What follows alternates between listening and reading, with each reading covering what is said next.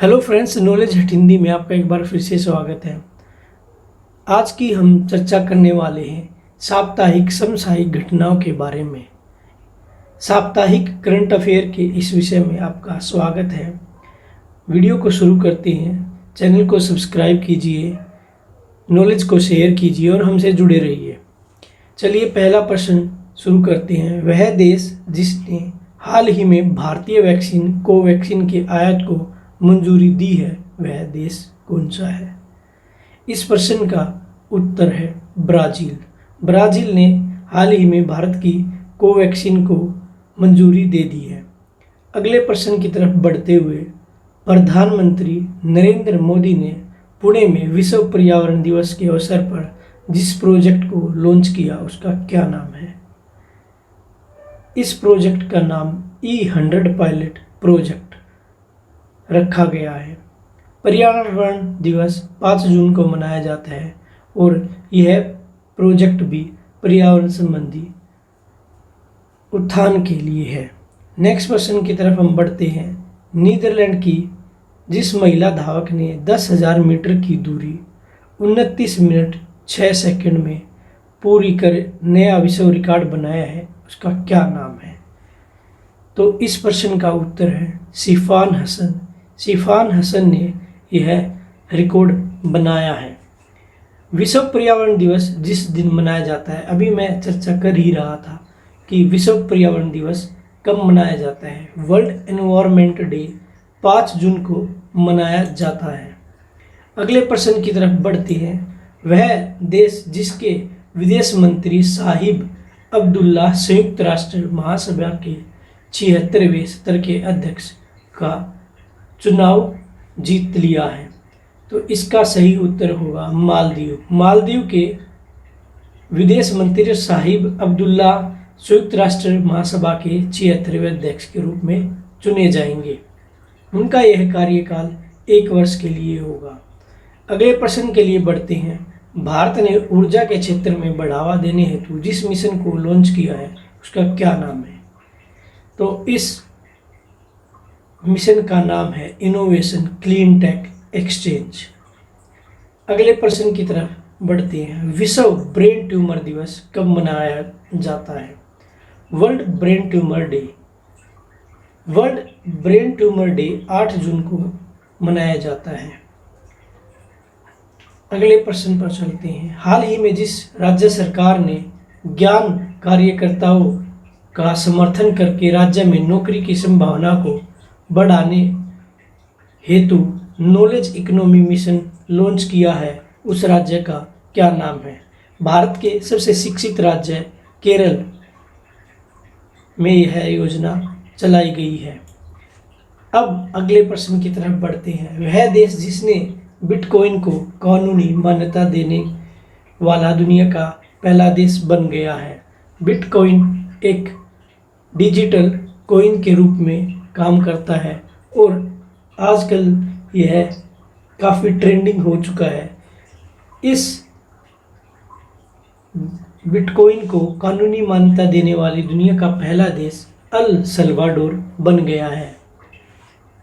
हाल ही में अंतर्राष्ट्रीय बॉक्सर एवं 1998 एशियाई खेलों के स्वर्ण पदक विजेता का निधन हो गया। उनका क्या नाम है? उनका नाम है डिको सिंह। ये मणिपुर के रहने वाले थे। भारत के जिस राज्य को एनीमिया मुक्त सूचकांक की 2020-21 की रिपोर्ट में शीर्ष स्थान प्राप्त हुआ है, वह राज्य कौन सा है? तो इस प्रश्न का उत्तर मध्य प्रदेश है।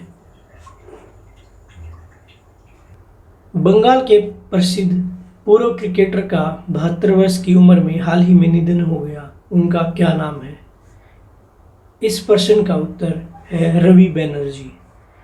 अब हम बढ़ते हैं हमारे अगले प्रश्नों की तरफ। नेक्स्ट हमारा प्रश्न है। जिस राज्य की वाटर ब्यूरियल को 67वें राष्ट्रीय फिल्म पुरस्कार 2021 में पर्यावरण संरक्षण पर सर्वश्रेष्ठ फिल्म राष्ट्रीय पुरस्कार मिला है, वह किस राज्य से संबंधित है? यह फिल्म अरुणाचल प्रदेश से संबंधित है। भारतीय रिजर्व बैंक ने विश्ववीर आहूजा को जिस बैंक के प्रबंध निदेशक और सीईओ के रूप में नियुक्त करने की मंजूरी दी है वो किस बैंक के सीईओ नियुक्त किए जाएंगे? जी हाँ, इसका सही उत्तर है आरबीएल बैंक। अगले प्रश्न की तरफ बढ़ते हैं। हाल ही में भारतीय रिजर्व बैंक ने बैंक ऑफ इंडिया और जिस बैंक पर मानदंडों के उल्लंघन के लिए कुल मिलाकर 6 करोड़ रुपए का जुर्माना लगाया है? ये है Punjab national bank. Punjab national bank और बैंक ऑफ इंडिया पर आरबीआई ने 6 करोड़ रुपए का जुर्माना लगाया है। अगले प्रश्न की तरफ बढ़ते हैं।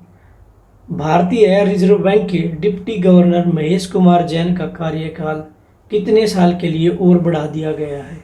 तो इस प्रश्न का उत्तर होगा 2 साल।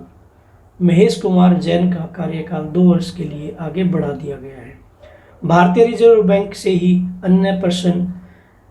भारतीय रिजर्व बैंक ने चंद्रशेखर घोष को 3 साल की अवधि के लिए जिस बैंक के एमडी और सीईओ के रूप में फिर से नियुक्त करने को मंजूरी दे दी है? तो इसका सही उत्तर होगा बंधन बैंक। अगले प्रश्न की तरफ बढ़ते हैं। जिस राज्य सरकार ने आर्थिक रूप से कमजोर एससी, एसटी एवं अति पिछड़ा वर्ग के विद्यार्थियों के लिए मुख्यमंत्री अनुप्रति कोचिंग योजना का शुभारंभ किया है? तो यह योजना राजस्थान सरकार के द्वारा चलाई गई है। अगले प्रश्न की तरफ चलते हैं। विश्व खाद्य सुरक्षा दिवस, वर्ल्ड फूड सेफ्टी दिवस किस दिन मनाया जाता है? तो इसका सही उत्तर है 7 जून को वर्ल्ड फूड सेफ्टी डे मनाया जाता है। अगला प्रश्न है। नौसेना के हाइड्रोग्राफिक सर्वेक्षण वाले जिस जहाज को 40 वर्ष की सेवा के बाद रिटायर कर दिया गया है, इसका सही उत्तर है INS संध्याक। ये करंट अफेयर का प्रश्न महत्वपूर्ण हो सकता है और एग्जाम में भी आने की इसकी संभावना है। अगले प्रश्न की तरफ बढ़ते हैं। वह राज्य सरकार जिसने असंगठित क्षेत्रों के श्रमिकों के लिए ई निर्माण पोर्टल एवं मोबाइल ऐप लॉन्च किया है? तो इस प्रश्न का उत्तर होगा गुजरात। गुजरात ने ई निर्माण पोर्टल एवं मोबाइल ऐप को लॉन्च किया है। अगला प्रश्न है। विश्व बैंक ने भारत की अर्थव्यवस्था को 2022 में कितने प्रतिशत की दर से बढ़ने का अनुमान लगाया है?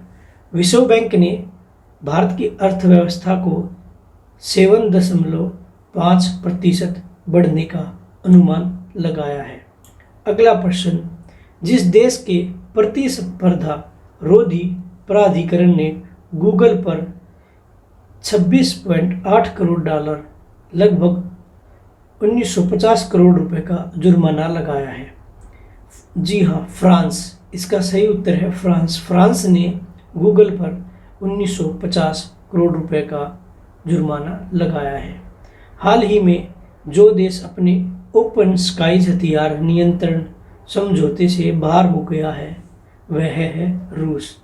रूस हाल ही में 16 जून को अमेरिका के साथ मीटिंग करने वाला है और इससे के मद्देनज़र अपना प्रभाव कायम रखने के लिए रूस ने ओपन स्काईज हथियार नियंत्रण समझौते से अपने आप को बाहर कर लिया है। अगला प्रश्न है। केंद्रीय पर्यावरण मंत्री प्रकाश जावड़ेकर ने जिस दिवस के अवसर पर एकल उपयोग प्लास्टिक 2021 जागरूकता अभियान की शुरुआत की है, तो ये शुरुआत की गई विश्व समुद्र दिवस के दिन। आगे बढ़ते हैं। नीति आयोग और पीरामल फाउंडेशन ने 112 आकांक्षी जिलों में जिस अभियान की शुरुआत की है वह अभियान है सुरक्षित हम सुरक्षित तुम। यह मुख्यतः कोरोना में ग्रामीण क्षेत्र में सुरक्षा के लिए चलाया गया एक अभियान है ताकि आवश्यक स्वास्थ्य संबंधी सेवाएं आसपास के क्षेत्र में ही उपलब्ध कराई जाए। अगले प्रश्न की तरफ हम बढ़ते हैं। अमेरिका के राष्ट्रपति जो बाइडेन ने महामारी को जल्द से जल्द समाप्त करने हेतु दुनिया भर के सबसे गरीब देशों के लिए फाइजर कोविड-19 वैक्सीन की जितने मिलियन खुराक दान करने की घोषणा की है। अमेरिका के राष्ट्रपति जो बाइडेन ने 500 मिलियन फाइजर की कोविड वैक्सीन की खुराक दान करने की घोषणा की है। हाल ही में जिस देश ने विदेशी प्रतिबंधों के खिलाफ एक नया कानून पारित किया है, ऐसा करने वाला हमारा पड़ोसी देश चीन है, जिसने हाल ही में विदेशी प्रतिबंधों के खिलाफ एक नया कानून पास कर दिया है। आगे बढ़ते हैं। इलाहाबाद हाई कोर्ट के नए चीफ जस्टिस के रूप में जिसे नियुक्त किया जाएगा, तो इसका सही उत्तर है जस्टिस संजय यादव को इलाहाबाद हाई कोर्ट के नए चीफ जस्टिस के रूप में नियुक्त किया जाएगा। आगे बढ़ते हैं। खेल से संबंधित प्रश्न। इंग्लैंड के जिस बॉलर ने एलिस्टर कुक के रिकॉर्ड को तोड़कर देश के लिए सबसे ज़्यादा मैच खेलने का नया रिकॉर्ड बनाया है, उनका नाम है जेम्स एंडरसन। नेक्स्ट हम अपने प्रश्नों की तरफ बढ़ते हैं। विश्व बैंक ने नए शिक्षा सलाहकार के रूप में जिसे नियुक्त किया गया है, उनका क्या नाम है? जी हाँ, भारत के रणजीत सिंह दिसाले को भारत के शिक्षा सलाहकार के रूप में नियुक्त किया गया है और ये प्रश्न भी काफ़ी इम्पोर्टेंट माना जा सकता है। आगे बढ़ते हैं। विश्व बैंक ने भारत के सूक्ष्म लघु और मध्यम उद्यम MSME क्षेत्र को प्रोत्साहन देने हेतु जितने करोड़ डॉलर के सहायता कार्यक्रम को स्वीकृति दी है। विश्व बैंक ने भारत को 50 करोड़ डॉलर की MSME क्षेत्र में प्रोत्साहन की राशि देने की घोषणा की है। अगले प्रश्न की तरफ हम बढ़ते हैं। वह राज्य सरकार जिसने जहां वोट वहां वैक्सीनेशन अभियान की शुरुआत की है। इस अभियान को शुरुआत करने वाले हमारी देश की राजधानी दिल्ली में इसे शुरुआत किया गया है। दिल्ली की सरकार द्वारा जहां वोट वहां वैक्सीनेशन के अभियान की शुरुआत की घोषणा की गई। हाल ही में जिस देश को संयुक्त राष्ट्र आर्थिक और सामाजिक परिषद United Nations economic and social council के लिए 2022 से 24 की अवधि के लिए चुना गया है, तो इस प्रश्न का सही उत्तर है भारत।